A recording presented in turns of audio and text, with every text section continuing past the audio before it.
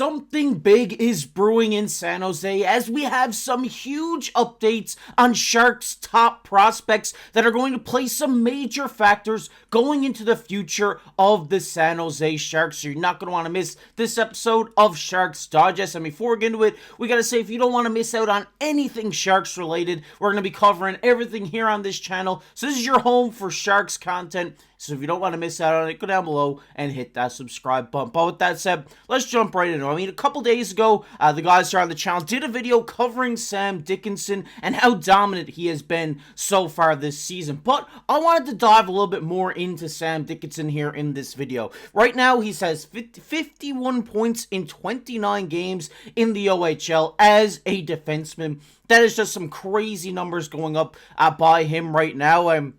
I think right now is projected to have 99 points by the end of the OHL season, which is absolutely ridiculous, and it's very big for Sharks fans that this guy's just continue to dominate the OHL year after year after year, because, you know, if he keeps doing this, it looks like the game is going to translate over to the NHL quite easily. And one thing I did want to touch on before we kind of dove into Sam Dickinson is, you know, I know a lot of people really hated on him during the World Junior Championship. Yes, you know, it is a big stage to kind of have a fumble on. There's a couple times where he turned the puck over that led to goals and stuff like this, but you got to remember, this guy's only young. He still has a lot of time to grow, and making those mistakes in big moments, yes, it sucks, but I think it's, you know, a learning opportunity for him, and I think that's definitely what you need at this stage of your career. Like, as a young kid, you don't want to be sheltered your whole way up to the NHL,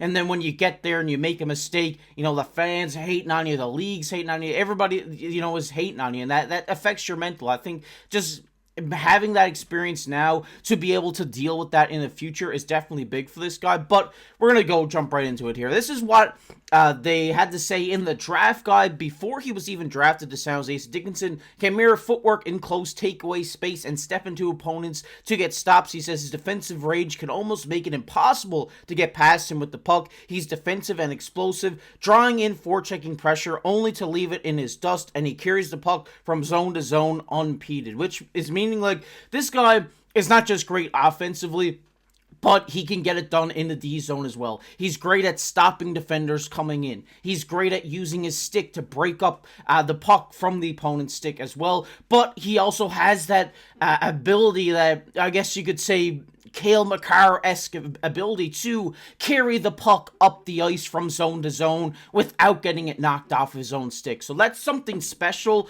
out of a defenseman that we really don't see a lot here, and I think this is going to be big for him, his development. I mean, this was before this season even started, but now we're seeing this develop and get even better. His ability to just carry the puck and carry and quarterback an offense has been phenomenal this season in London, and I think this will transition to San Jose pretty quickly. I don't think we will see a down range for Dickinson. I see, man, you know, the first 10 games, it's the first 10 games in NHL. It's going to be tough, and we see this with every player who comes in. The first 10 games is kind of like, okay, you know, I'm just getting my footing. Then after that, we start to see him get more comfortable, sit in and just get into these positions where they are very comfortable in the league, that they can go out, try to make a play. We've seen it just this season with the Montreal Canadiens defenseman Lane Hutson, where at the beginning of the season, a lot of people were ragging on him. They're saying, hey, this guy isn't fit for the NHL, but now look at him. He's leading rookies in scoring and is one of the best defensemen in the league. So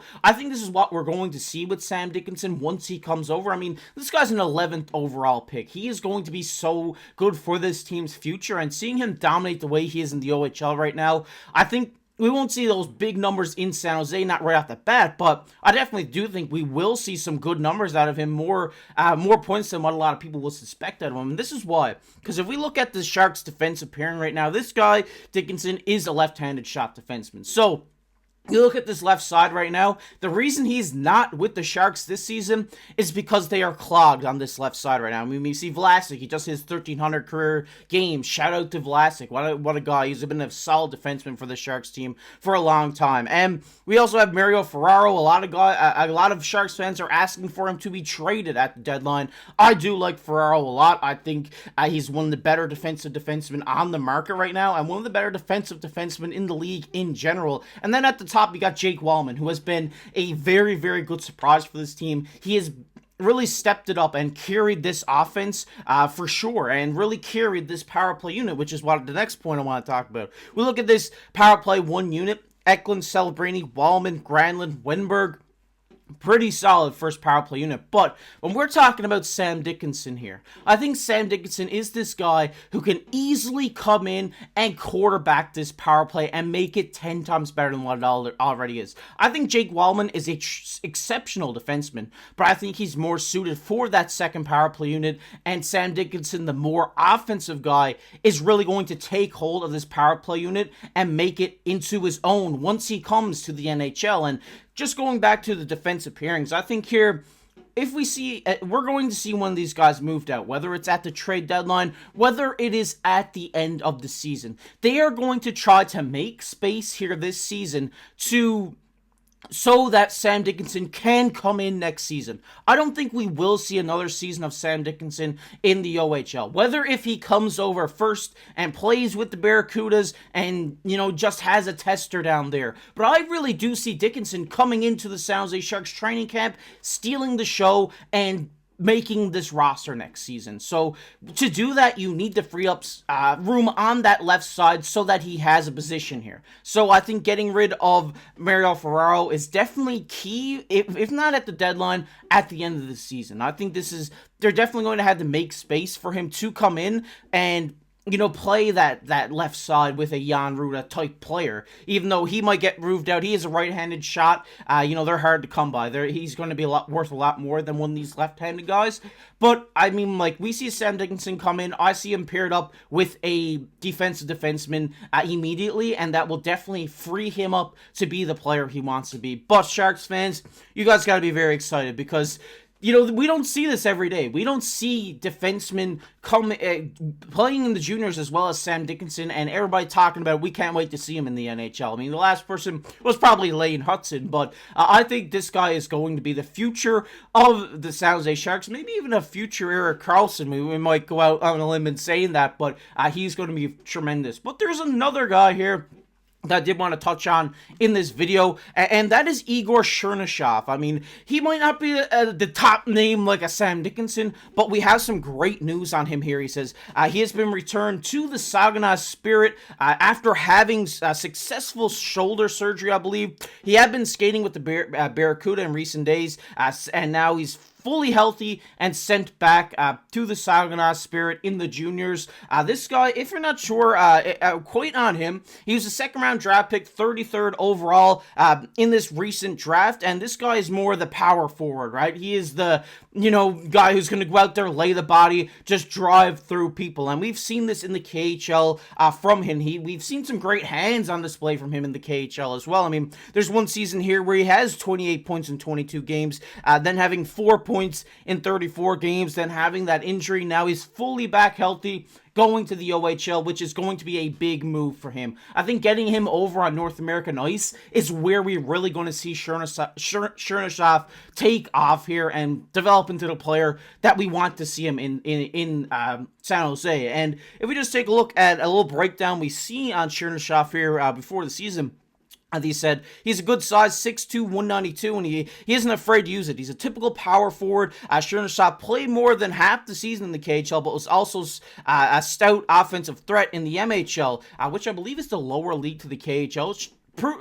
Just Comment down below if I'm wrong on that. I do believe that is right. He said, for the most part, I like how he has matured this year. He doesn't make as many poor decisions with and without the puck as last year, and he doesn't seem to struggle under pressure. Chernyshov does a great job of working his tail off without the puck, and he is not afraid of anything. He just moves all the time, which is something coaches love to see. And this is great to see out of a power forward type player, you know? This isn't a guy who is jumping off the page stat-wise for you, but he is a guy who has that ability to always be cutting in and out of lanes, trying to get open for passes, and using his size in front of the net to screen goalies, to try to tip pucks in, but can also, has some also great stick handling skills for a power forward type player. And I think this is a guy to keep your eye on here in Chernyshov. I think you kind of keep an eye on the Saginaw Spirit, see how he performs, because I think this is a guy also who could come into training camp, maybe make this Barracudas roster next year, and then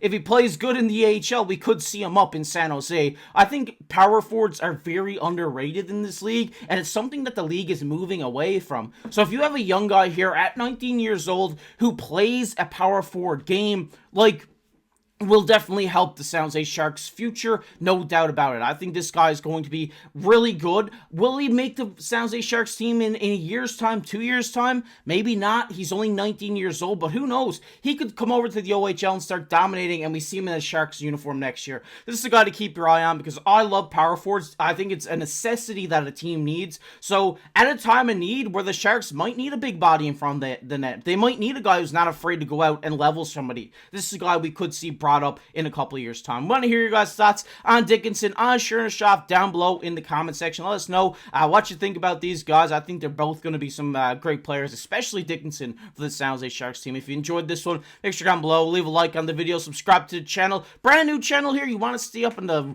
latest Sharks news, make sure to hit that subscribe button. But as always, I've been your host, KC. We'll catch you in the next one.